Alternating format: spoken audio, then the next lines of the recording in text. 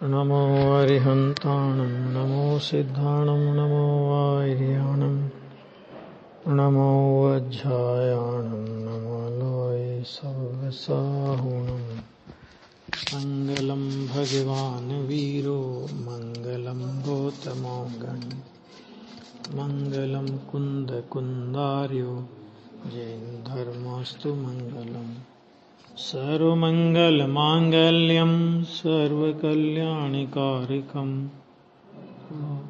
सर्वधर्माणां जैनं जयतु शासनं जैनं जयतु शासनं सर्वव्यापैकचिद्रूप स्वरूपाय परात्मने सोपलब्धिप्रसिद्धाय ज्ञानानन्दात्मने नमः। 246 गाथा हो गई थी ना, अब 247 गाथा। अब शुभोपयोगी श्रमणों की प्रवृत्ति बतलाते हैं। यानी शुभोपयोगी श्रमण ये चर्चा हो गई थी कि शुद्ध परिणति साथ में है, तो अब वो उसकी भूमिका के अनुसार शुभोपयोग होता है, तो उनकी परिणति कैसी होती है वो बतलाते हैं। वंदनमस्सणेहिम् अभ्युत्थानं गमनपडिवत्ति समणेषु समावमनो न निन्दिता रागचर्यं हि कृते वन्दन नमन अनुगमन अभ्युत्थानने वळि सम निवारण छेन निंदित रागयुत चर्या विषय। यानी इसमें ये बताते हैं कि शुभोपयोगी श्रमणों को, यानी शुभोपयोग के काल में श्रमणों की कैसी प्रवृत्ति होती है अथवा हो सकती है जो निंदनीय नहीं है, वो यहाँ पे कह रहे हैं। देखो, श्रमणों के प्रति वंदन नमस्कार सहित, मैंने जो अपने से बड़े होते हैं, मुनिराज होते हैं, उनसे कोई बड़े श्रमण हैं तो उनके प्रति वंदन नमस्कार आदि का विकल्प होगा। उसके बाद अभ्युत्थान, अभ्युत्थान का मतलब होता है मानार्थ खड़े हो जाना, मतलब कोई बड़े मुनिराज आए तो उनके सम्मान में उठ के खड़े हो जाना। अनुगमन रूप, अनुगमन का मतलब क्या होता है कि पीछे चलना, मतलब बड़े महाराज मतलब मुनिराज हैं और वो गमन कर रहे हैं तो उनके पीछे पीछे गमन करना। अच्छा, विनीत, विनीत का मतलब होता है विनय, विनयवान, माने विनय युक्त, सम्मान से युक्त ऐसी प्रवृत्ति होना, प्रवृत्ति करना तथा उनका श्रम दूर करना। थके हारे आए हैं तो पैर आदि दबाना इत्यादि उनका श्रम दूर करना, यह रागचर्या में निंदित नहीं है। रागचर्या में निंदित नहीं, मैंने इस प्रकार का राग उनकी भूमिका में होता है, ये बता रहे हैं। अब टीका में देखो, शुभोपयोगियों के शुद्धात्मा के अनुराग युक्त चारित्र होता है। ये शुभोपयोगियों के माने छठे गुणस्थान में कोई मुनिराज हैं तो उन मुनिराज को शुद्धात्मा के अनुराग युक्त चारित्र उनकी भूमिका में होता है। मैंने उनको शुद्धात्मा के अनुराग वाला, शुद्धात्मा के प्रति लीनता वाला चारित्र उनकी भूमिका में होता है। यानी सातवें गुणस्थान पूर्वक छठा गुणस्थान, ये कहना है इनका कि शुभोपयोगियों के अकेला शुभोपयोगी होता हो और अंतर में शुद्ध परिणति नहीं होवे, कि ऐसा कभी नहीं होता। तो इसलिए उन्होंने कहा शुभोपयोगियों के शुद्धात्मा के अनुराग युक्त चारित्र होता है। इसलिए जिनने शुद्धात्म परिणति प्राप्त की है, कैसे श्रमणों के प्रति उनको विनय भक्ति का भाव आता है कि जिन्होंने शुद्धात्म परिणति प्राप्त की है, यानी सातवें गुणस्थान, छठे गुणस्थान, सातवें गुणस्थान, छठे गुणस्थान की दशा में जो झूलते हैं, ऐसे श्रमणों के प्रति जो वंदन, नमस्कार, अभ्युत्थान, अनुगमन रूप विनीत वर्तन की प्रवृत्ति, ये तो हो गया विनय। विनय में 3-4 चीजें ले ली। वंदन नमस्कार करेंगे, अभ्युत्थान माने उनके आने पर खड़े हो जाना विनय पूर्वक, और उनके साथ चलना हो तो उनके पीछे चलना, ऐसा ये उनकी विनीत प्रवृत्ति तथा शुद्धात्म परिणति की रक्षा की निमित्तभूत ऐसी जो श्रम दूर करने की माने वैयावृत्त रूप प्रवृत्ति है। कैसी प्रवृत्ति? कि शुद्धात्म परिणति की रक्षा की निमित्त भूत। क्योंकि अगर थक गए, मान लो बहुत ज्यादा थक गए, बुजुर्ग हैं, बड़े हैं, है ना, और विहार वगैरह करके आए और भी तो थक गए, तो शुद्ध माने थक गए तो उपयोग हो जाता है ना थोड़ा, तो उनके लिए उस तरह की उचित वैयावृत्ति जो होती है। वैयावृत्ति का मतलब ये नहीं कि रात में उनके सिर पे वो घी लगाना, तेल लगाना, ये तो मुनिराज को होता ही नहीं है। क्योंकि 4 प्रकार के जो आहार होते हैं, उन 4 प्रकार के आहार में लेप पे आहार वगैरह होते हैं। तो रात्रि में तेल लगाने वाले, रात्रि में तेल मालिश या घी की मालिश करवाने वाले, बादाम के तेल की मालिश करवाने वाले, ये तो रात्रि भोजी हैं, ये मुनि नहीं हो सकते। ये तो रात्रि भोजन का दोष लगता है इनको। क्योंकि 4 प्रकार का आहार, छठी प्रतिमा में 4 प्रकार के आहार का त्याग हो जाता है श्रावक को। उसके पहले नहीं भी हो कदाचित, लेकिन छठी प्रतिमा में तो रात्रि भुक्ति त्याग प्रतिमा है वो। तो रात्रि भुक्ति त्याग प्रतिमा का मतलब ये होता है कि 4 प्रकार के आहार का मन, वचन, काय, कृत, कारित और अनुमोदना से त्याग हो जाता है ना। तो ये जो परंपरा है, कि ये परंपरा नहीं है, मतलब परंपरा इतनी है कि हाथ पैर दबा देना, ये करना, इस तरह की है, तेल मालिश करना, ये करना, ये वैया व्रत में नहीं आता है। ये तो रात्रि भोजन का दोष लगता है उसमें तो। और रात्रि भोजन करने वाला तो छठी प्रतिमाधारी भी नहीं है, तो मुनि कहां होगा। अब देखो, वह शुभोपयोगियों के लिए दूषित अर्थात दोष रूप अर्थात निंदित नहीं है। मैंने शुभोपयोगियों को इस तरह की परिणति हो सकती है। समझा गया? छठे गुणस्थान में ऐसी परिणति हो सकती है। छठे गुणस्थान की अपेक्षा से उसकी निंदा नहीं है। मैंने वीतराग परिणति की अपेक्षा से भले निंदनीय कही जाए, दोष कही जाए, दोष रूप, क्योंकि राग है वो दोष है, लेकिन राग वीतरागता की अपेक्षा से राग को दोष रूप गिना जाएगा। लेकिन उस भूमिका में ऐसा राग संभव है, पर इतना, इसका अर्थ है कि वो निंदनीय नहीं, इसका मतलब इतना लेना बस। अर्थात शुभोपयोगी मुनियों के ऐसी प्रवृत्ति का निषेध नहीं है, माने उनको इस प्रकार की प्रवृत्ति हो सकती है और होती है ना। ये बात इसमें वो सामान्य बातें, अभी जो ये गाथाएं आएंगी 5-10 गाथाएं हैं, वो सामान्य बातें हैं इनमें। अब ऐसा प्रतिपादन करते हैं कि शुभोपयोगियों के ही ऐसी प्रवृत्ति होती है, माने शुद्धोपयोगियों की वो प्रवृत्ति नहीं होती है। ये कहना है इसमें कि शुभ भाव की भूमिका में ही, छठे गुणस्थान की भूमिका में ही ऐसी प्रवृत्ति होती है। कौन कौन सी प्रवृत्ति होती है? देखो, दंसनाणुवदेशो शिष्यागहणम च पोषणम तेसिम चर्याहि सरागाणम जिनिंद पूजो वेदोसोय उपदेश दर्शन ज्ञान नोपोषण ग्रहण शिष्यों तणु उपदेश जिन पूजा तणु वर्तन तु जान सरागनो। बहुत अच्छी गाथा है ये। देखो यहां पे कि दर्शन ज्ञान का, माने सम्यक दर्शन और सम्यक ज्ञान का उपदेश। कोई भी नया जीव आएगा तो उसको सम्यक दर्शन ज्ञान का उपदेश वो मुनिराज देंगे, और सम्यक दर्शन ज्ञान का उपदेश देकर के सम्यक दर्शन ज्ञान प्राप्त कर लेवे ना, और किसी को फिर वैराग्य का परिणाम आ जावे, तो शिष्यों का ग्रहण यानी दीक्षा, शिष्यों का ग्रहण माने शिष्य बनाना यानी दीक्षा देना, है ना, ग्रहण, तथा उनका पोषण। ऐसा नहीं दीक्षा देकर छोड़ दिया। आचार्य महाराज हैं तो पूरी जिम्मेदारी है उनकी, उस संघ की, तो उनका पोषण। और फिर क्या कहा कि जिनेंद्र, श्रावकों को उपदेश देंगे तो क्या देंगे कि जिनेंद्र पूजा का उपदेश आ गया। इसमें आ गया ना, इसमें जिनेंद्र पूजा का उपदेश आ गया। अब जिनेंद्र पूजा का उपदेश आ गया तो इसमें क्या होगा कि जिनेंद्र पूजा के लिए जिनेंद्र मंदिर तो चाहिए कि नहीं, है ना। तो जिनेंद्र मंदिर का भी उपदेश इसमें गर्भित रूप से आ जाता है। जिनेंद्र पूजा का उपदेश यानी स्वयं पूजा नहीं करते, लेकिन श्रावकों को जिनेंद्र पूजा का उपदेश देंगे।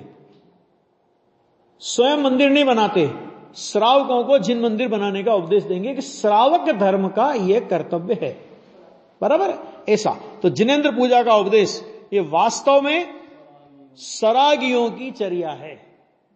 आगे समझ, ये सरागियों की चर्या है। कि इसका नाम है सरागियों की चर्या। अब देखो, ये बहुत छोटी छोटी गाथाएं। देखो, अनुग्रह करने की इच्छा पूर्वक, अनुग्रह माने उपकार, उनको विकल्प आया कि जीव धर्म प्राप्त करे, मोक्ष मार्ग में बढ़े, ऐसा विकल्प आया, तो इस अनुग्रह करने की इच्छा पूर्वक, देखो अभिप्राय पूर्वक नहीं लिखा, क्योंकि किसी का मैं उपकार कर सकता हूं ऐसा अभिप्राय तो मुनिराज को होता ही नहीं। क्योंकि अगर मैं किसी का उपकार कर सकता हूं ऐसा यदि उनका अभिप्राय हो तो वो मिथ्या दृष्टि है, अध्यवसाय, मिथ्या तो अध्यवसाय है वो तो मुनिराज को होता ही नहीं। लेकिन दूसरे जीवों का भला हो, दूसरे जीव इस सत्य मार्ग को समझें, ऐसी उनको उपकार भावना तो आती है। जगत अगर ये उपकार भावना नहीं होती तो इस समय सार आदि परमागमों की रचना कैसे होती है ना। इस जीवों के उपकार के उद्देश्य से तो आचार्य भगवान को एक ग्रंथ लिखने का परिणाम आया। तो उन्होंने कहा कि उपकार, अनुग्रह करने की इच्छा पूर्वक दर्शन ज्ञान के उपदेश की प्रवृत्ति। देखो कितना गजब का लिया कि जीव का उपकार करने वाला कौन है, उसमें शुभ भाव की बात नहीं करी। समझना जरा बात को, क्या कहा कि अनुग्रह करने का उपदेश लिया ना, कि अनुग्रह करने की इच्छा पूर्वक। तो अनुग्रह की इच्छा में कौन सा उपदेश लिया, कि अनुग्रह की इच्छा में दर्शन ज्ञान का उपदेश लिया, शुभ भाव का उपदेश नहीं लिया। दर्शन ज्ञान पूर्वक शुभ भाव का उपदेश मंदिर बनाने का देंगे, लेकिन पहला उपदेश किसका, कि दर्शन ज्ञान का। क्यों? क्योंकि अनुग्रह माने उपकार अगर जीव का होगा तो वो दर्शन ज्ञान से होगा, शुभ भाव से नहीं होगा। इसलिए जो मुनिराज दर्शन ज्ञान का उपदेश नहीं दे और मात्र जीवों को शुभ भाव में संतुष्ट करा दे तो वो शुभोपयोगी श्रवण भी नहीं कहा जाएगा। दर्शन ज्ञान की इच्छा माने अनुग्रह की इच्छा पूर्वक दर्शन ज्ञान के उपदेश की प्रवृत्ति, एक तो ये प्रवृत्ति उनको होती है। दूसरी होती है शिष्य ग्रहण की प्रवृत्ति, माने कोई वैरागी है और जिनेंद्र भगवान के मार्ग में जिन दीक्षा अंगीकार करना चाहता है, आत्मा की आराधना साधना करना चाहता है, तो उसको शिष्य माने दीक्षा देने की पद्धति होगी, तो शिष्य ग्रहण की प्रवृत्ति उनको बोला। उनके पोषण की प्रवृत्ति, पोषण का मतलब क्या, कि उनको कोई भोजन कराते हो, उनको खिलाते पिलाते हो, ये पोषण नहीं है। कि उनका शिष्यत्व काय से है, कि उन्होंने शुद्धात्म तत्व की उपलब्धि रूप दीक्षा दी है। आया था ना शुरू में कि दीक्षा माने क्या, कि ये शुद्धात्म तत्व की प्रवृत्ति रूप दीक्षा, तो उसे शुद्धात्म तत्व की प्रवृत्ति में पोषित करते हैं। माना अगर उसका उपयोग शुद्धात्मा की प्रवृत्ति से हिलता हो, विचलित होता हो, तो वापस उसका उपयोग शुद्धात्मा की प्रवृत्ति में लग जाए, ये उसका नाम है पोषण। ये नहीं कि तू भाई 40 किलो का आया था, दीक्षा ली थी, तब तो 2-4 महीने में तेरा वजन 70 किलो का कर दूंगा, कि ये पोषण का मतलब नहीं है। वहां पे खिलाने पिलाने का पोषण का मतलब नहीं है। पोषण का मतलब ये कि वो किसके लिए आया था, वो कि शुद्धात्म प्रवृत्ति के लिए आया था। तो शुद्धात्म प्रवृत्ति में उसको पुष्टि मिले, ये मुनिराज का, आचार्य भगवान का प्रयोजन होता है। और जिनेंद्र पूजन, अभी जिनेंद्र पूजन का उपदेश किसको देंगे, तो मुनिराज तो करते नहीं जिनेंद्र पूजन, तो अनुग्रह करने का परिणाम है ना। तो श्रावकों को भी दर्शन ज्ञान पूर्वक, श्रावकों को देखो यहां पर एक विचार करना कि अनुग्रह करने की इच्छा पूर्वक में दर्शन ज्ञान के उपदेश की चर्चा क्यों की, चारित्र की बात क्यों नहीं की। आ गया, क्योंकि उनको दो भेद करने हैं। मुनिराज को वीतराग चारित्र की बात होगी और श्रावक की भूमिका में दर्शन ज्ञान पूर्वक जिनेंद्र पूजन आदि की बात होगी। समझ में आ गया। इसलिए वहां दर्शन ज्ञान, मतलब दर्शन ज्ञान का उपदेश तो सबके लिए कॉमन है। मुनि होना चाहता है उसके लिए भी, और श्रावक धर्म की आराधना करना चाहता है उसके लिए भी। दर्शन ज्ञान के उपदेश में तो कोई फर्क नहीं है। अब चारित्र में कि जो दीक्षा लेना चाहता है उसको वो ग्रहण करते हैं, मैंने शिष्यों को अंगीकार करते हैं और उसका पोषण करते हैं वीतराग चारित्र से। और श्रावक को उन्होंने दर्शन ज्ञान का उपदेश दिया, अब वो चारित्र मार्ग में आगे नहीं बढ़ा अभी, तो उसका उपयोग अशुभ में अधिक नहीं भटके, इसलिए उसको जिनेंद्र पूजन आदि का उपदेश देते हैं कि श्रावक धर्म में तुम्हारा देव पूजा, गुरु पास्ति, स्वाध्याय, संयम, तप, दानम चेति ग्रस्तानाम सटकर्माणी दिने दिने। समझ में आ गया? ये सम्य दृष्टि के सटकर्म होते हैं। अज्ञानी को भी बोला जाता है, लेकिन सच्चे सटकर्म सम्य दृष्टि को। इसलिए पहले दर्शन ज्ञान की बात करी। क्यों? क्योंकि दर्शन ज्ञान का उपयोग जब तक उसका दर्शन ज्ञानमय नहीं होगा, तब तक उसे जिनेंद्र परमात्मा की सच्ची पहचान नहीं होगी। कैसे होते हैं जिनेंद्र परमात्मा? तो जिनेंद्र परमात्मा की सच्ची पहचान तो दर्शन ज्ञान से होगी। खुद को सम्य दर्शन हुआ होगा, अपना भगवान अपने को अपनी नजर में आया होगा, तो इन जिनेंद्र परमात्मा को ये भगवान है ऐसा स्थापना निक्षेप लागू होगा। गुरुदेव श्री से एक प्रश्न हुआ था श्वेतांबर अवस्था में, जब वो थे तो एक दामोदर सेठ थे, तो उस समय तो गुरुदेव भी माने गुरुदेव स्थानकवासी संप्रदाय में थे, लेकिन उनको ये शंका थी कि जिनेंद्र माने जैन शासन में जिन प्रतिमा की बात है, लेकिन ये लोग मानते नहीं है। तो एक दामोदर सेठ थे, तो उस जमाने उनने एक वो मैंने क्या था कि पैसे वाले थे उस जमाने में 10-12 लाख रुपए उनके पास थे। 80-90 साल पहले की बात है। तो 10-12 लाख तो उस जमाने के, तो आजकल तो करोड़ों होते हैं। तो उनको थोड़ा अभिमान भी था। तो वो ये कहते थे कि मिथ्या दृष्टि हो तब तक जिनेंद्र प्रतिमा की पूजा है, सम्य दृष्टि होने के बाद जिनेंद्र प्रतिमा की पूजा की आवश्यकता नहीं, ऐसा वो बोलते थे। तो गुरुदेव श्री ने बहुत अच्छा उत्तर दिया कि भाई जिनेंद्र प्रतिमा क्या है, पहले तो ये नक्की करो कि जिनेंद्र प्रतिमा स्थापना निक्षेप है। क्या किया अपन ने पंच कल्याणक में? क्या किया? स्थापना ही देखी भगवान की। पत्थर में कौन से भगवान आ गए, लेकिन भगवान की स्थापना की ना, मंत्र आदि के माध्यम से उसमें जिनेंद्र प्रभु की स्थापना की। और स्थापना करने के बाद जिन प्रतिमा जिन सारखी भाखी आगम माई, तो आगम में जिनेंद्र प्रतिमा को जिनेंद्र समान कहा गया है। तो वो कहा जिन प्रतिमा जिन सारखी। तो उन्होंने कहा कि भाई स्थापना निक्षेप, और स्थापना किसका भेद है? तो उन्होंने कहा नए का, निक्षेप का भेद है। स्थापना निक्षेप है ना, निक्षेप का भेद स्थापना। और निक्षेप किसको होते? सम्य दृष्टि को, मिथ्या दृष्टि को। मिथ्या दृष्टि को तो निक्षेप होते ही नहीं। इसलिए सच में तो सम्यक दर्शन होने के बाद ही सच्ची जिनेंद्र प्रतिमा की पूजा होती है, क्योंकि स्थापना निक्षेप तब लागू पड़ा उसको।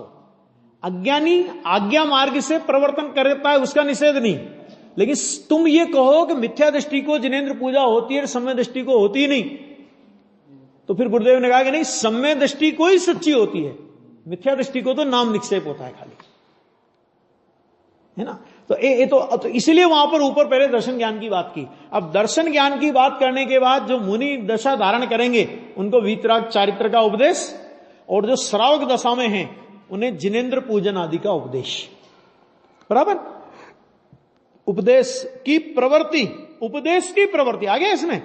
खुद लग जाए उसमें कि चलो तुम विधान कराओ, मैं तुम्हारी प्रतिष्ठा चारित्र मैं कर दूंगा, है ना, वो मंत्र में बोल दूंगा, ये मैं कर, वो कोई माथा पे अपनी जिम्मेदारी नहीं। जिनेंद्र पूजन का उपदेश दे दिया, श्रावकों का कर्तव्य, श्रावक जाने, वो उनका काम जाने, उससे आगे बढ़ के मुनिराज कुछ नहीं करते उसमें।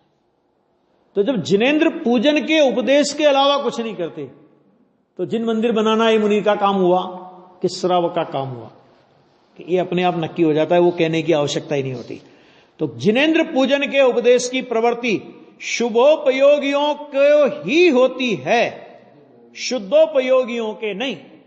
कि ये प्रवृत्ति माने दर्शन ज्ञान का उपदेश है ना, शिष्यों का ग्रहण, उनका पोषण, श्रावकों को जिनेंद्र पूजन आदि का उपदेश, ये शुभोपयोगियों के माने छठे गुण स्थान की भूमिका में वर्तने वाले मुनिराज को ये प्रवृत्ति होती है, लेकिन शुद्धोपयोगी मुनिराजों को ये प्रवृत्ति नहीं होती है। मैंने सातवें गुणस्थान में तो ये विकल्प भी उनको नहीं आता, ये मेरा शिष्य है और मैं इसका गुरु हूं, है ना, कि ये विकल्प भी मुनिराज की भूमिका में मुनिराज नहीं कर सकते। मैं इतनी देर से वही कह रहा हूं, श्रावकों को उपदेश देते हैं, श्रावकों को उपदेश देते हैं, मुनिराज नहीं कर सकते। मुनिराज तब कर सकते, जिनेंद्र पूजा वो कर सकता है जो घर के काम करता है, जिसने घर गृहस्थी के काम जिसको करने पड़ते हैं उसको जिनेंद्र पूजन का उपदेश है, और जिसने घर गृहस्थी के काम छोड़ दिए उसको जिनेंद्र पूजन की आवश्यकता नहीं है। मुनिराज भाव पूजा करते हैं, मैंने जो जिनेंद्र भगवान की वंदना और स्तुति, अब उसको आपको पूजा के नाम से कहना हो तो कह लो, लेकिन वो वंदना और स्तुति मुनिराज की मैंने सट आवश्यक में आते हैं, पूजा नहीं आती। और इसी तरह ग्रस्त चूंकि अपने रहने के लिए मकान बनाता है, ख्याल में आ गया कि नहीं आ गया? तो अपने रहने के लिए मकान बनाएगा तो मुनि दशा में उसको, श्रावक दशा में उसको जिनेंद्र प्रतिमा के विराजमान करने के लिए जिन मंदिर बनाने का परिणाम भी आएगा, एक बात। और अपने मकान बनाने में जितना उत्साह से वर्तता है, अपना मकान जितना सुंदर बनता है, जिन मंदिर उससे कहीं अधिक सुंदर होना चाहिए। ऐसा ये नहीं कि मकान तो बढ़िया बनावे और जिन मंदिर चाहे जैसा चले, ऐसा नहीं होता। मुनिराज चूंकि अपने लिए भी मकान नहीं बनाते, जो मकान था उसी को छोड़ के आगे, तो मुनिराज जिन मंदिर भी नहीं बना सकते। समझ आ गया? वो उनकी भूमिका नहीं है। मतलब वो शुद्धोपयोगियों को तो ये भी नहीं होता उपदेश आदि, ये उपदेश आदि की प्रवृत्ति भी शुभोपयोगियों की होती है, लेकिन शुभोपयोगियों के भी जिनेंद्र मंदिर का उपदेश या जिनेंद्र पूजा का उपदेश मात्र होता है श्रावकों को, उस प्रवृत्ति में वे खुद नहीं जुड़ते, इतना है। बराबर? अभी देखो ये हो गया।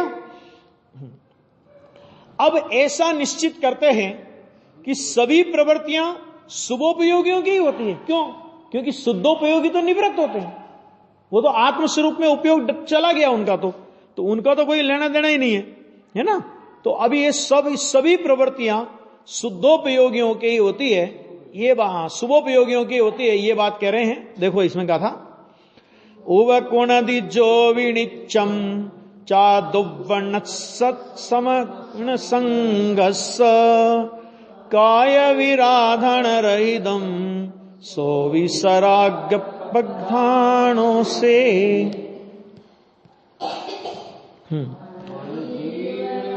आय विराधना उपकार जे नित्य करे चहुविधि साधु संग नेते समण राग प्रधान छे। राग प्रधान मैंने छठे गुणस्थान की प्रधानता से ये कथन। देखो अभी जो कोई श्रवण सदा क्या करते सदा, तो कहते छह काय की विराधना से रहित, सट काय जीवन हननते सब विधि दरब हिंसा टरी, बोलते कि नहीं बोलते? तो सट काय, तो सट काय में अपना आत्मा आया कि नहीं आया? छह काय के जीवों के रक्षा करते हैं ना, तो अपना आत्मा आया कि नहीं आया उस सट काय में? कि अपना आत्मा पहले नंबर पे आया, कि अपने आत्मा की रक्षा करना जिसे नहीं आया, राग से अपने आत्मा की रक्षा करना जिसे नहीं आया, वो दूसरे की रक्षा भी नहीं करता। रक्षा कर सकता हूं ऐसा मानता है। देखो यह रक्षा का मतलब क्या है कि रक्षा का मतलब कोई जीव जीवे के मरे, कोई जीव जीवे या मरे, ये तो उसके अधीन है, क्योंकि उसके आयु कर्म का उदय होगा तो जिएगा, और उसके आयु कर्म का उदय नहीं होगा तो वो मरेगा। उसमें दूसरा जीव कुछ भी नहीं कर सकता, न आयु कर्म दे सकता है और न तो आयु कर्म ले सकता है। मैंने आयु कर्म दे भी नहीं सकता और आयु कर्म ले भी नहीं सकता, तो वो तो बराबर है। लेकिन क्या, लेकिन मुनिराज के अंतरंग में अपनी आत्मा की दया है और जगत का प्रत्येक आत्मा उन्हें भगवान स्वरूप दिखाई देता है, तो किसी भी जीव की विराधना का परिणाम नहीं आता। नियम सार में अहिंसा महाव्रत का स्वरूप लिखा, तो उन्होंने लिखा कि सट जीव की रक्षा में प्रयत्न परिणाम, प्रयत्न परिणत ऐसा कुछ शब्द आया है ना, उसमें प्रयत्न परायण है वो। तो मतलब क्या कि अपने परिणाम में वो प्रयत्न होता है कि किसी भी जीव को मारने का परिणाम, किसी जीव को दुखी करने का परिणाम मुनिराज को आता नहीं है, तो उनकी विराधना से वो रहित हैं। और फिर क्या कहा, 4 प्रकार के श्रमण संघ का उपकार करता है। 4 प्रकार का श्रमण संघ आ गया, अभी आया था ना, मुनि, आर्यका, श्रावक और श्राविका, तो अभी आया था ना, दर्शन ज्ञान का उपदेश दिया, तो चारों प्रकार के संघ का उपकार, और फिर जो वीतराग चारित्र का उपदेश दिया, तो उसमें मुनि मुख्य रूप से मुनिराज और गौण रूप से आर्यका आ गई, और जिनेंद्र पूजन मंदिर आदि का उपदेश दिया, तो उसमें श्रावक और श्राविका आ गए। बराबर? तो चतुर्विध संघ का उपकार करता है, करता। अब ये देखो भाषा बोली जाएगी, उपकार करता है माने उनका उपकार हो ऐसा उपदेश देता है। उपकार करता है का मतलब कोई कि साहब इसका मतलब तो ये हुआ कि एक द्रव्य दूसरे द्रव्य का कुछ कर सकता है, कि देखो चरणान योग की भाषा ऐसी ही होती है। पालन करता है, ऐसा करता है, वैसा करता है माने होता है, ऐसा परिणाम उनकी भूमिका में होता है। चरणान योग उसी परिणाम को बोलेगा, ऐसा करता है, बराबर। वह भी राग की प्रधानता वाला है, माने ये भी छठे गुणस्थान की भूमिका की अपेक्षा से ये सारी बातें होती है। सातवें गुणस्थान में तो निर्विकल्प अनुभव में लीन है, तो वहां सटकाय के जीवों की रक्षा का विकल्प भी नहीं है, चतुर्विध संघ के उपकार का विकल्प भी नहीं है ना, जिन मंदिर आदि बनाने के उपदेश का या पूजन आदि के उपदेश का विकल्प भी नहीं है, शिष्यों का विकल्प भी नहीं है, कुछ भी नहीं है वहां। लेकिन ये सुवोपयोग में यानी छठे गुणस्थान में ये चीज होती है और हो सकती है, ये कह रहे हैं यहां पे।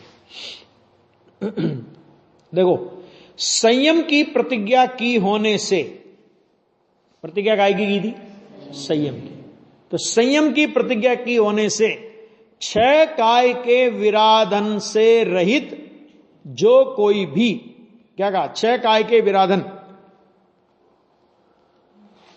देखो यहां श्रवण संघ का अर्थ दूसरा भी लिया है, इसमें जो लिया है अपन सामान्य रूप से तो अपन मुनि आर्य का श्रावक श्राविका समझते हैं, वो है इसमें चार प्रकार के श्रवण चार प्रकार के श्रवण संघ और श्रवण के चार। श्रवण संघ में शुद्धात्मा की रक्षा के निमित्तभूत ऐसी उपकार वृत्ति शुद्धोपयोगी शुभोपयोगी श्रवण करते हैं, वह छह काय की विराधना रहित तो होती है ना। देखो इसमें क्या लिया कि श्रवण संघ की शुद्धात्म परिणति की रक्षण में निमित्तभूत, क्या है ना, क्या है यहां पे? संयम की प्रतिज्ञा ली होने से छह काय के विराधन से रहित। तो छह काय के विराधन में क्या लिया कि श्रवण संघ की शुद्धात्म परिणति की रक्षण में निमित्त ऐसी जो उपकार प्रवृत्ति यानी शुभोपयोगी श्रवण करते हैं, वह छह काय की विराधना से रहित होती है।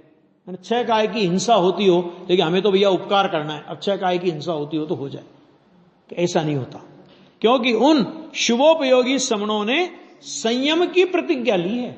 एक, अब आगे देखो, आगे आएगा अभी इसमें चार प्रकार के श्रवण संघ। अब ये चार प्रकार का श्रवण संघ कौन कौन सा लेना, तो यहां पर श्रवण के चार प्रकार, ये कौन कौन से चार प्रकार देखो जरा, कि एक होते हैं ऋषि, दूसरे होते हैं मुनि, तीसरे होते हैं यति और चौथे होते हैं अनगार। माना ये मुनिराज के चार प्रकार हैं। एक अपेक्षा से उनको ऋषि कहते हैं, एक अपेक्षा से उनको मुनि कहते हैं, एक अपेक्षा से उनको यति कहते हैं और एक अपेक्षा से उनको अनगार कहते हैं। तो देखो कि रिद्धि प्राप्त श्रवण वे कहलाते हैं ऋषि। वो चार संघ अलग है, जो मुनि आर्य का श्रावक श्राविका चतुर्विध संघ वो अलग है, और ये चार प्रकार का श्रवण संघ। तो इसमें जिनको रिद्धि प्राप्त हो गई, कोई भी रिद्धि जिनको प्राप्त है, तो रिद्धि प्राप्त श्रवण को अर्थात मुनिराज को कहते हैं ऋषि। अवधि मनपर्यय अथवा केवल ज्ञान वाले श्रवण मुनि हैं। क्यों? अब देखो यह है ना, मुनि केवल ज्ञानी को भी मुनि, अनंत परमात्मा को भी क्या कह रहे हैं यहां पे? केवल ज्ञानी। देखो ये दो बातें हुई कि अवधि और मनपर्यय। मनपर्यय कहते ही तो गणधर आ गए, गणधर आ गए, वो तो वहां तक तो कोई तकलीफ नहीं। केवल ज्ञानी को भी मुनि में रखा। क्यों? क्योंकि केवल ज्ञानी को परम गुरु बोलते हैं, है ना। वो हालांकि उनको एक अपेक्षा से देव संज्ञा भी है, सकल परमात्मा भी उनको कहा गया है, एक अपेक्षा से देव संज्ञा भी है, लेकिन एक अपेक्षा से उनको बोलते हैं मुनि। क्योंकि अभी मोक्ष मार्ग जब योग का भी अभाव हो जाएगा और योग का भी अभाव होकर के 14वें गुणस्थान के अंत में अयोगी दशा प्रकट होगी और उसके बाद सिद्ध दशा प्रकट होगी, तब वास्तव में वो सच्चे पूर्ण परमात्मा होंगे। अनंत परमात्मा भी अभी सभी सहित है ना, अभी चार अघातया कर्म सहित है, अभी असिद्धत्व औदैक भाव पाया जाता है। इस अपेक्षा से उनको मुनि कहा। और इसीलिए जब 3 कम 9 करोड़ मुनिराजों की संख्या आती है ना, तो 13वें और 14वें गुणस्थान वाले मुनि केवल ज्ञानी परमात्मा को भी सहयोगी जिन और अयोगी जिन को भी मुनि में उनका अंतर्भाव होता है। आ गया? अच्छा, अब देखो, अब यति किसे कहते हैं? माने इसका मतलब हो गया यति मुनि तो मतलब छठे गुणस्थान से लेके 14वें गुणस्थान तक सबको मुनि संज्ञा है। आगे देखो, यति किसे कहते हैं? कि जो यत्न में प्रयत्नशील है, मतलब यत्न कर रहे हैं। तो यत्न कौन सा? तो उपशमक या छपक श्रेणी में आरूढ़ श्रमण, वे यति कहलाते हैं। वो आगे बढ़ने का प्रयत्न कर रहे हैं ना, तो अभी यत्नशील हैं, तो यत्नशील के अर्थ में उनको कहते हैं यति।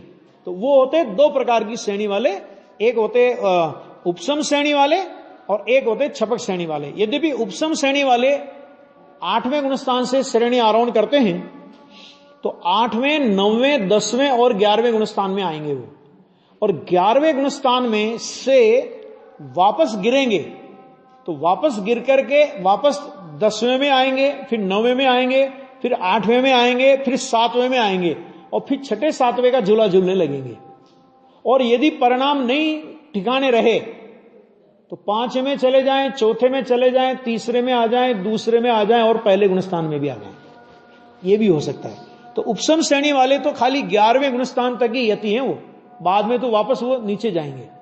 और जो छपक श्रेणी वाले हैं वे 8वें में आएंगे, 9वें में आएंगे, 10वें में आएंगे, 11वें में नहीं आएंगे, सीधे 12वें में जाएंगे।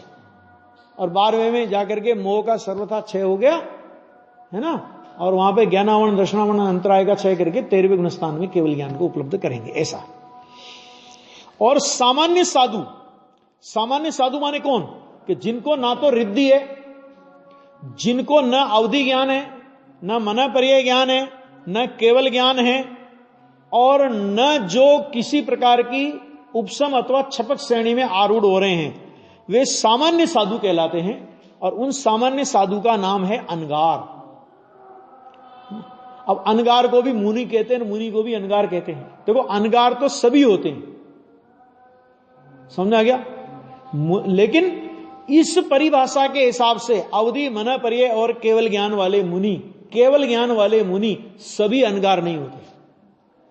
ऋषि हैं, वो ऋषि यद्यपि अनगार तो हैं, लेकिन सभी अनगार ऋषि नहीं होते। रिद्धि प्राप्त, ये समझने की बात है बस, खाली इतनी इसमें से। तो 4 प्रकार हो गए, रिद्धि प्राप्त और अवधि, मन पर्याय, केवल ज्ञान वाले और उपशम छपक श्रेणी वाले और सामान्य साधु। इस प्रकार चतुर्विध ये श्रमण संघ है, ये मुनिराजों का संघ है। ये 4 प्रकार के संघ हो सकते हैं, है ना। तो इसलिए केवल ज्ञानी अभी श्रीमंत परमात्मा है या और भी भगवान विराजमान है, तो अब उन भगवान के समोशरण में वो केवल ज्ञानी, वो तीर्थंकर हैं, और उनके श्रवण संघ में 4 प्रकार के श्रवण संघ में कितने ही ऋषि होंगे, कितने ही अवधि, मन पर्याय ज्ञान वाले और केवल ज्ञान वाले, सामान्य केवली भी भगवान के समोशरण में होते हैं। ठीक है। उसके बाद उपशम छपक श्रेणी तो वहीं आरोहण कर लें या बाहर आके भी आरोहण कर लें, है ना। और सामान्य साधु ये सब होते हैं, ये सब समझना। तो ये आ गया। तो वह सभी देखो, शुद्धात्मरण 4 प्रकार के श्रवण संघ का उपकार करने की प्रवृत्ति है। अब ये बोलो, केवल ज्ञानी भगवान का क्या उपकार करें? उनका क्या उपकार करेंगे? वो बस उनके प्रति प्रशस्त भाव, बस इतना ही है ना उनका उपकार। केवली भगवान का क्या उपकार करेंगे? सामान्य मुनिराज हैं, 6ठे गुणस्थानवर्ती मुनिराज हैं, लिख रहे हैं कि चतुर्विध संघ के उपकार करने में। तो यहां ये समझना, जिसके योग्य जो संभव हो। अब केवल ज्ञानी के लिए उपकार संभव नहीं है कि केवल ज्ञानी का कोई उपकार करे, क्योंकि अभी उनको भी किसी के द्वारा कुछ करना शेष हो, तो फिर केवल ज्ञानी गाएगी वो। तो यहां ये समझना कि जिस माने चतुर्विध संघ के उपकार करने का मतलब ये कि जिसके लायक जो संभव हो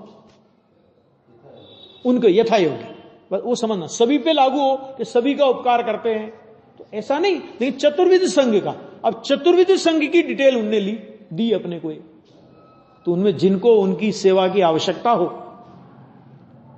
है ना, और वो इतना ही लेना है। ये सब क्या होता है कि वह सभी राग प्रधानता के कारण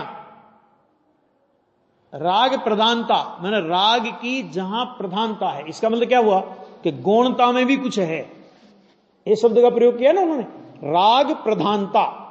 क्योंकि अगर अज्ञानी का राग लेना होता, अगर तो अज्ञानी का राग लेना होता तो बोलते रागी, रागी के ये सब होते हैं, लेकिन अज्ञानी की बात नहीं लेना। यहां कहते हैं राग प्रधानता। इसका मतलब क्या कि उस समय उनको शुद्ध परिणति भी है, उपयोग नहीं है लेकिन परिणति है, लेकिन छठा गुणस्थान है तो उस परिणति को गौण किया। और छठे गुणस्थान में जो बुद्धिपूर्वक राग व्यक्त है, अबुद्धिपूर्वक भी है लेकिन जो बुद्धिपूर्वक इस तरह का राग उनको बरत रहा है, तो ऐसे राग की प्रधानता की भूमिका के कारण शुभोपयोगियों के ही होती है, शुद्धोपयोगियों की नहीं होती है। सिर्फ आगे बात समझे, शुद्धोपयोगियों के कदापि नहीं, माने सातवें गुणस्थान में कदापि नहीं। और इसीलिए देखो ये श्रीमद जी का एक आत्मसिद्धि शास्त्र है और उसमें एक 19 नंबर का एक श्लोक आया। हालांकि वे लोग उसका उल्टा अर्थ करते हैं, गुरुदेव श्री ने उसका बहुत अच्छा अर्थ किया था। उसमें एक शब्द का प्रयोग आया, विनय की बात करी उनने, तो उन्होंने कहा जे सदगुरु उपदेश थी पाम्यो केवल ज्ञान, गुरु रया छदमस्तपण विनय करे भगवान। तो उसमें क्या उसका वे लोग क्या अर्थ करते हैं कि जिन सदगुरु के उपदेश से किसी शिष्य ने केवल ज्ञान प्राप्त किया, तो वे गुरु अभी छदमस्त हैं तो भी वे केवली भगवान जिन्होंने उनके निमित्त से केवल ज्ञान प्राप्त किया, मैंने उनके निमित्त से दीक्षा ली थी, केवल ज्ञान प्राप्त किया है ना, तो कि वे अपने गुरु का विनय करते हैं। तो ये अर्थ बिल्कुल नहीं है, क्योंकि छठे गुणस्थान के ऊपर वंद्य वंदक भाव है ही नहीं। वंद्य वंदक भाव कौन से गुणस्थान में होगा? नमस्कार करने का भाव कौन से गुणस्थान में आएगा? छठे गुणस्थान से ऊपर तो है ही नहीं। तो गुरुदेव श्री ने उसका ऐसा अर्थ किया कि देखो केवल ज्ञानी भगवान, जो जिस शिष्य ने केवल ज्ञान प्राप्त किया, अपने गुरु के उपदेश सुनकर के दीक्षा ली और आज केवल ज्ञानी हो गया, अभी गुरु छद्मस्त अवस्था में है और शिष्य ने केवल ज्ञान ले लिया, ऐसा हो सकता है? हो सकता है ना? तो उन्होंने कहा कि वो जो केवल ज्ञानी परमात्मा है, कि उनके केवल ज्ञान में ये आया कि ये हमारे पूर्व अवस्था में गुरु थे, पूर्व अवस्था में छद्मस्त अवस्था में ये हमारे गुरु थे, इतना उनके ज्ञान में आया, ये उनका विनय है।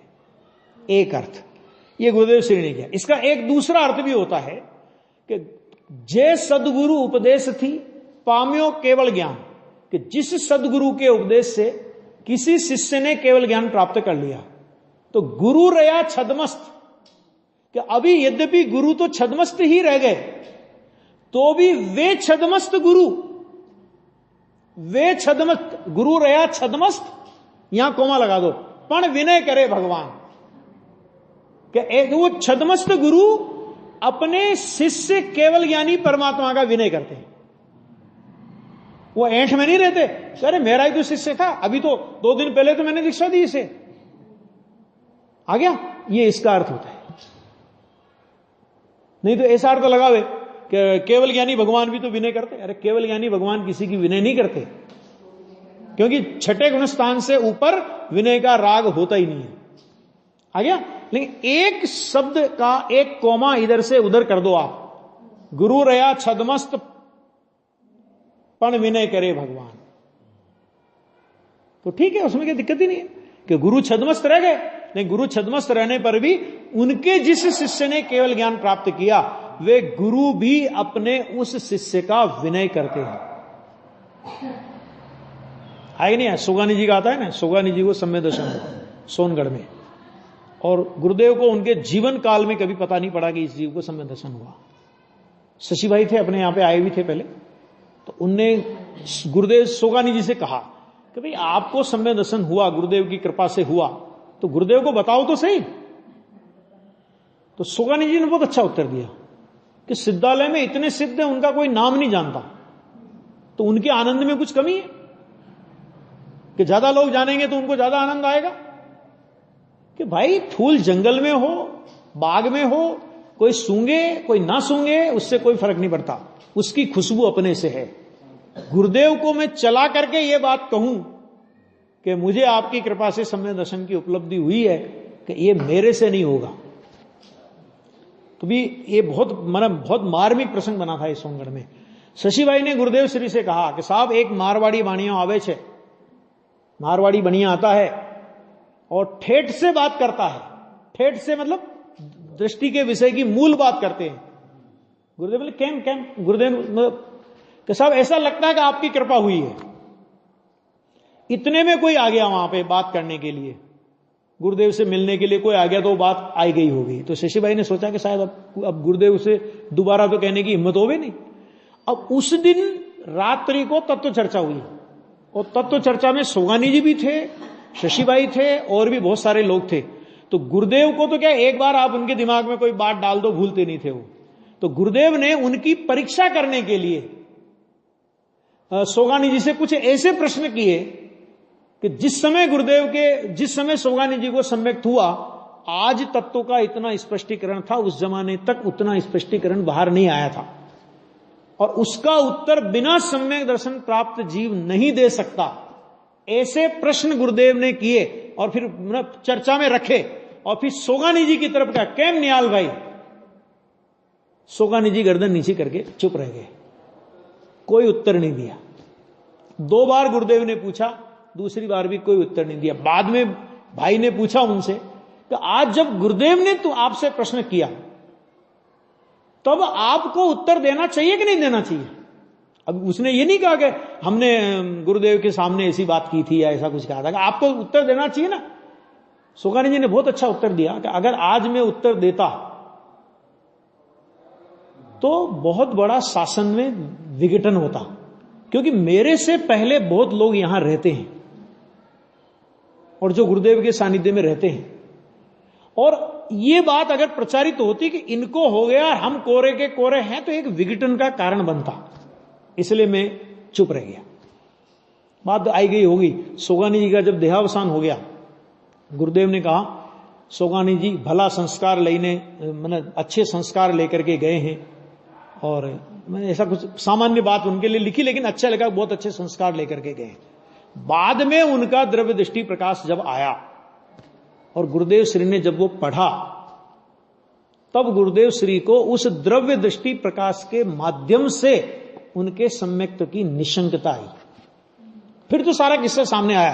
तभी गुरुदेव बोलते थे कि भाई सोगानी अच्छे संस्कार लेकर के, आराधना लेकर के यहां से वैमानिक में गए हैं और वैमानिक में जाकर के वहां से शीघ्रता करेंगे, वहां से मनुष्य भाव धारण करेंगे और अगले मनुष्य भाव में मुनि होकर के केवल ज्ञान लेकर के मोक्ष चले जाएंगे।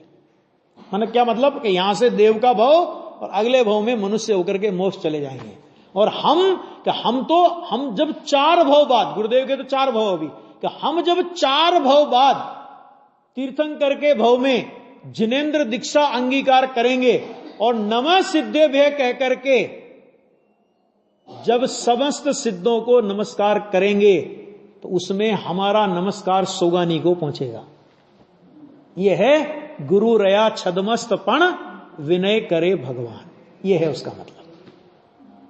हो सकता, क्यों नहीं हो सकता है कि गुरु रह जाए, गुरु को लेट हो, गुरु को केवल ज्ञान लेट हो, शिष्य को पहले हो जाए, उसमें क्या तकलीफ? जिनने इस भाव में किसी शिष्य को दीक्षा दी, वो शिष्य इसी भाव में केवल ज्ञान प्राप्त कर ले और गुरु बाद में भी चले जाए। ऐसे अपने यहां पे आते हैं, भवदेव वगैरह का एक किस्सा आता है, बोधि समाधि निधान आप पढ़ोगे ना, तो 4 भाव में, सुकांतर ऐसा कुछ नाम भूल रहा हूं अभी मैं, तो 4 भाव में उसने बेर लिया। ये जहां पैदा हो उनको मार दे, ये जहां पैदा हो मार दे, ये जहां पैदा हो मार दे। अब ये लास्ट भाव में वो जो था, वो युवा अवस्था में उसको सारा अपने पूर्व भाव मुनिराज से पूछे होंगे जो भी कुछ हुआ होगा, और उनको युवा अवस्था में वैराग्य आ गया और वो वैरागी मुनि दशा लेकर के जंगल में बैठे हैं। इधर जिनको 4 भावों में जिसने मारा था, इस मुनि जो अभी मुनि बना, वे स्वर्ग में थे और वो कहीं स्वर्ग से इधर मध्य लोक में कहीं आए। तो युवा अवस्था में मुनिराज को देख करके आश्चर्य हुआ कि इतनी जवान अवस्था में मुनि दशा। उनको वंदन किया और वंदन करके उनके पास बैठे और जो भी तत्व चर्चा करने के बाद पूछा कि महाराज इतनी कम उम्र में आपने दीक्षा क्यों ली, आपके वैराग्य का कारण क्या है? तो उन्होंने अपने पूर्व भावों का सारा वृत्तांत बताया। तो उन्होंने कहा कि भैया कि प्रभु जिनको पूर्व भावों में आपने मारा अनेक बार वे हम हैं। अब बोलो कहां रहे? मारने वाला उनके पहले केवल ज्ञान लेकर के मोक्ष चला गया, और जिनको मारा वे अभी स्वर्ग में डोल रहे हैं। ये देखो जीवों के परिणामों की विचित्रता है ना। तो ये यहां पे कह रहे हैं भाई इतनी बात है कि राग सभी आगे ना, राग प्रधानता से, तो इसका मतलब क्या हुआ कि शुद्धोपयोग की परिणति तो नहीं है वहां पर, लेकिन शुद्ध परिणति है। लेकिन छठा गुणस्थान है ना, तो शुद्ध परिणति को मुख्य नहीं किया, और वर्तमान में वर्तता हुआ क्या है उनको दिखाई दे रहा है कि राग। तो उन्होंने कहा कि राग प्रधानता के कारण क्या होता है, शुभोपयोगियों के ही होती है, शुद्धोपयोगियों के कदापि नहीं होती। मैंने 7वें गुणस्थान में भी नहीं होती, और 7वें से आगे के गुणस्थान में तो होने का सवाल ही नहीं है। आ गया, वहां वंद्य वंदक भाव आदि ऐसा कुछ भी नहीं होता है। ये बात इस गाथा में कही। ये 249 नंबर की गाथा हुई। अभी 250 में अपन कल चलाएंगे। अब प्रवृत्ति माने संयम की विरोधी होने का निषेध करते हैं, अर्थात शुभोपयोगी श्रवण के संयम के साथ विरोध वाली प्रवृत्ति नहीं होना चाहिए, ऐसा कहते हैं। माने ये ठीक है, शुभोपयोग परिणति का माने उन्होंने कहा कि ऐसी हो सकती है, तो इसका छल ग्रहण करके कोई ऐसी प्रवृत्ति में लग जाए श्रवण कि जो उस भूमिका के विरुद्ध हो, तो वो नहीं चलेगा। आ गया। अब वो भूमिका से विरुद्ध वाली प्रवृत्ति किस किस तरह की होती है, वो सब चर्चा कल की स्वाध्याय में लेते हैं।